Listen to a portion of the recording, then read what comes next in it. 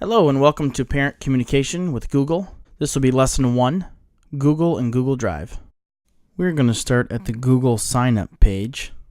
You can find this page on the Schoology site. There's a link under Lesson 1.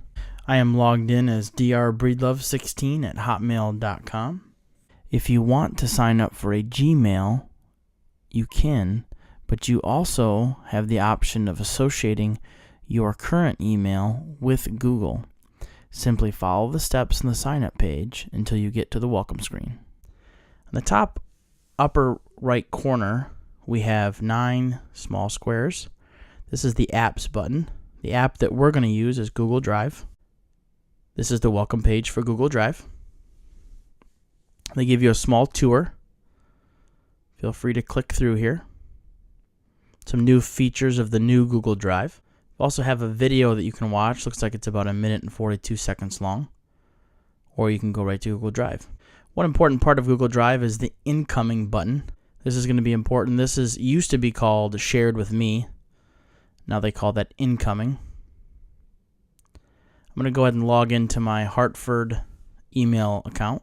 I'm going to do this through Safari, and when I do that through Safari, it allows me to be logged into 2 different Gmail accounts, which if you're in the same browser, like Chrome, you can't do that. They don't let you continue to be logged into 2 accounts.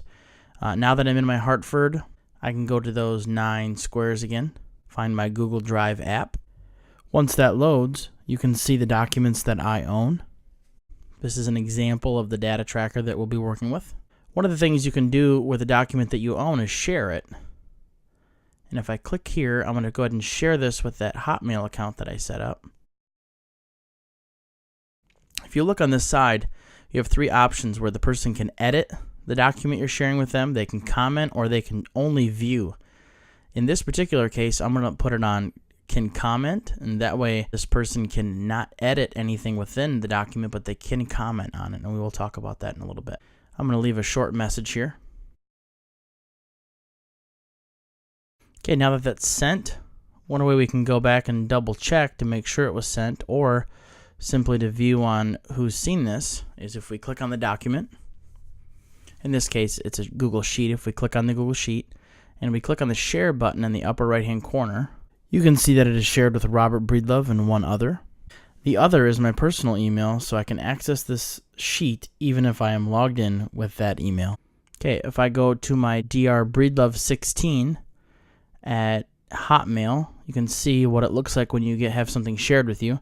This is the kind of email that you'd get, and it says the document that's been shared, the small message that was left, and in this case I have to unblock the content after I click on it. This is what you're going to see when you first get in there. You can see that I'm using it as drbreedlove16, and now if I click on the share button, I have to request access to share it. Since I am not the owner of this document as drbreedlove16, I do not have sharing privileges. I can't share this. And as you can see, I'm clicking in the boxes here and showing you that I can't edit anything. I'm trying to type here, but it won't let me. You can see there it tells you that it's comment only.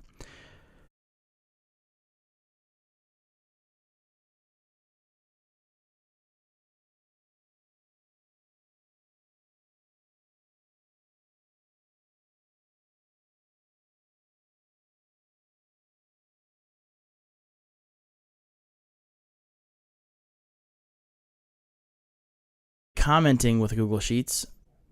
Okay, if I go back to the sign-in screen, and I'm going to log in as that drbreedlove16 at Hotmail.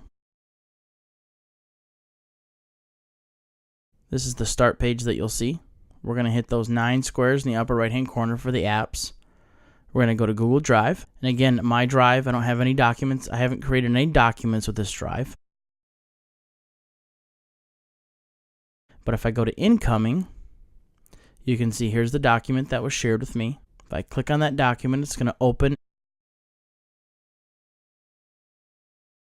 We can see that I currently have set up for a comment only. And here's some comments that were placed in there earlier. Whatever box you click in, and then if you click the comments button, you can see all the previous comments, and you can also make a new comment. So Rob Breedlove's going to make this comment. Is this a good point value? Okay, and then I hit comment.